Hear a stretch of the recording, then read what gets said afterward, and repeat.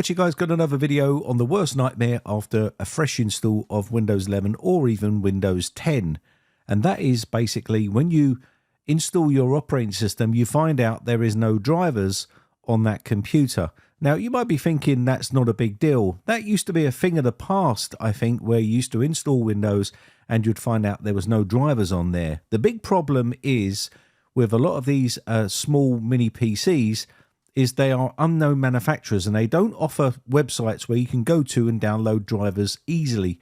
So you can see here on this system, we have no drivers installed on here after doing a fresh install of Windows 11. This is a B-Link mini PC. Now, if you've only got one computer, then you're pretty much scuppered. You're not going to be able to download and install the drivers. That is the first problem. The second problem is you can't update the drivers here because it's not finding the drivers because it doesn't know what these drivers are.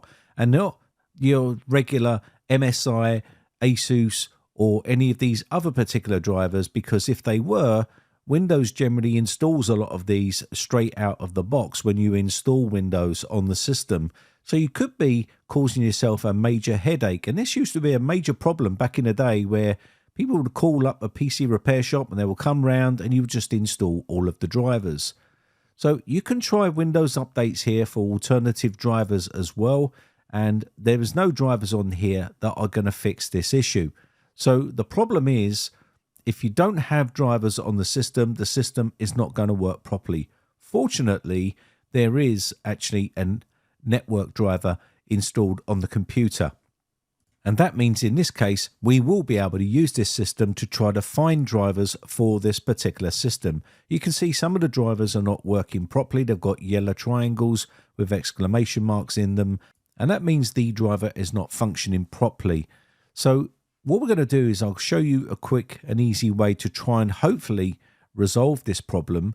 And I will show you some of the steps you might have to go through to try to fix and remedy this issue. Now, having no drivers on the system is a major problem because sometimes you could end up with no network driver, and that means if this is your only computer, you're not going to be able to go out on the internet and try to download these drivers.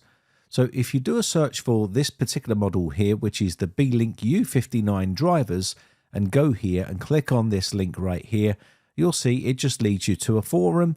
And of course, there's people asking the same question. There's quite a few people asking about drivers.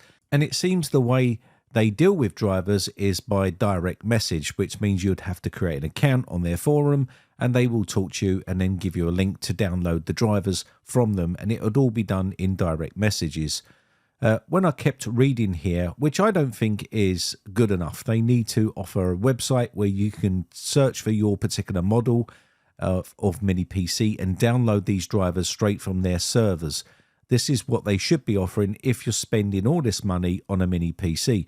These mini PCs are not cheap. Some of them are up to £600 to £800, and there needs to be a dedicated website where you can download drivers easily for your system, especially if this is going to happen to those mini PCs when you do a fresh install of Windows.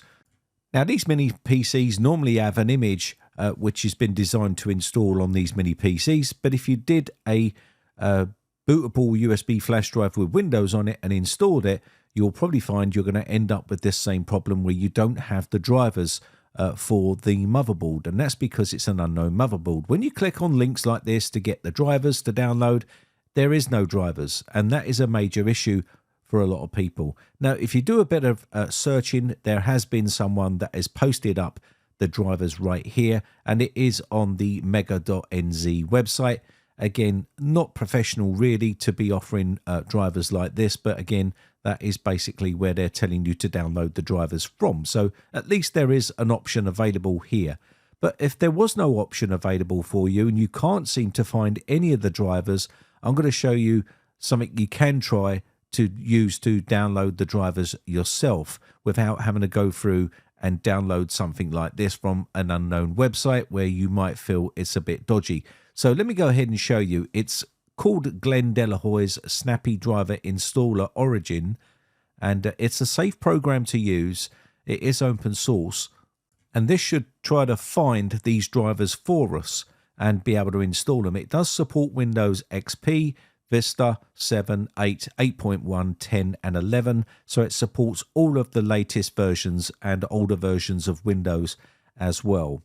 So this is the actual website here. It's very simple to find. Make sure it's the Glenn Delahoy version, because there is another version out there, but this is the one you want, and you want to be able to download the version here.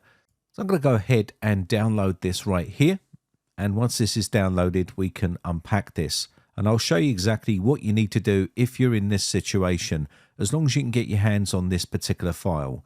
So what we're going to do here is extract this into a folder. So we're going to go ahead and right click on and extract it.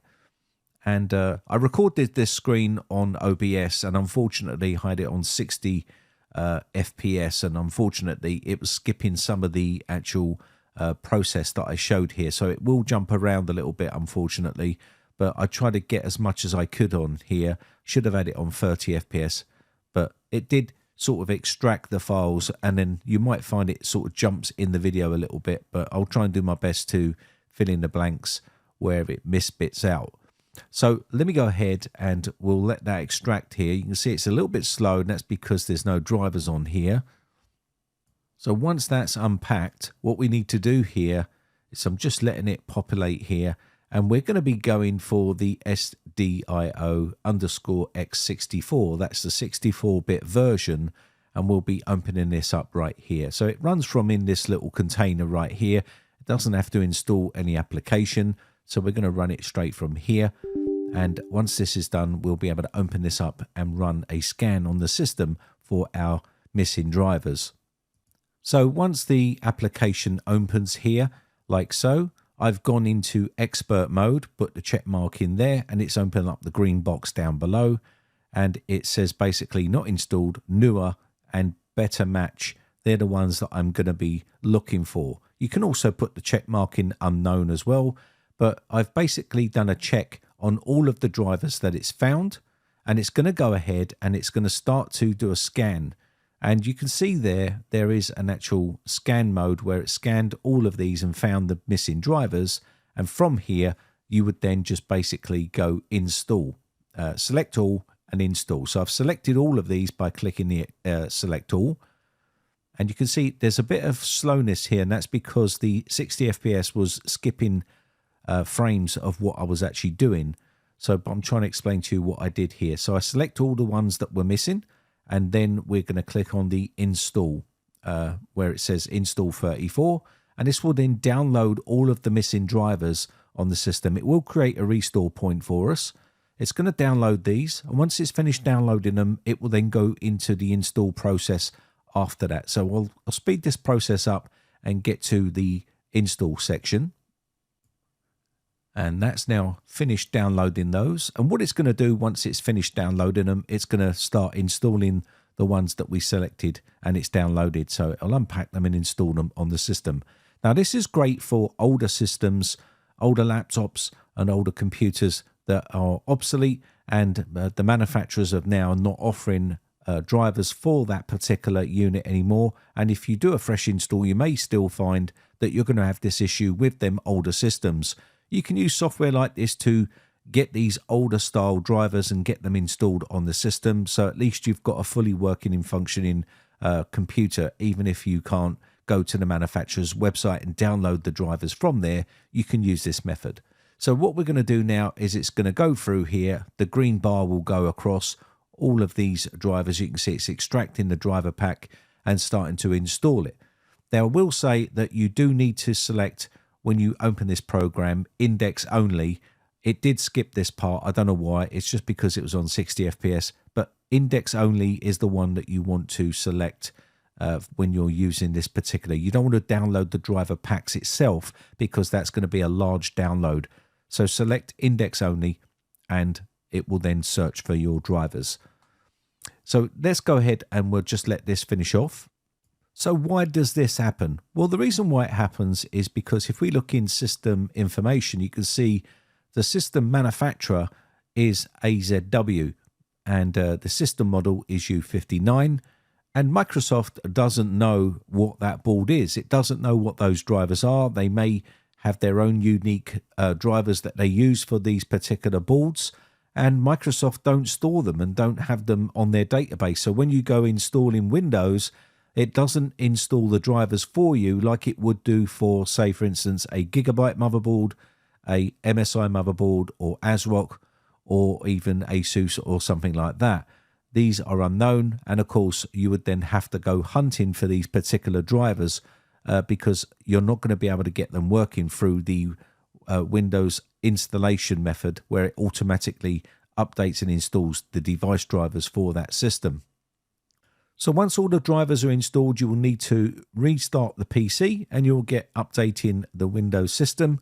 And once that's done, you can then boot back into the device manager here, and you will then be able to see that all of the device drivers have been installed on the system. Now, the reason why it's a little bit jerky is because I'm recording in OBS and it's at 60 FPS, which makes it a little bit jerky. And you can see here all of the drivers have now been fixed and installed. All of those ones with exclamation marks have been fixed and installed on the system. We now have a fully functional working system, and that's how you can get around this issue. If you do a fresh install on a device that doesn't have the drivers on the Microsoft servers, you would end up with this issue, and you can use this method to work around and fix that problem. Anyway, with that said, I hope this has been some use to you. My name has been Brian from briteccomputers.co.uk. Quick shout out to my YouTube members. I appreciate the support, and I'll catch you in the next one. Bye for now.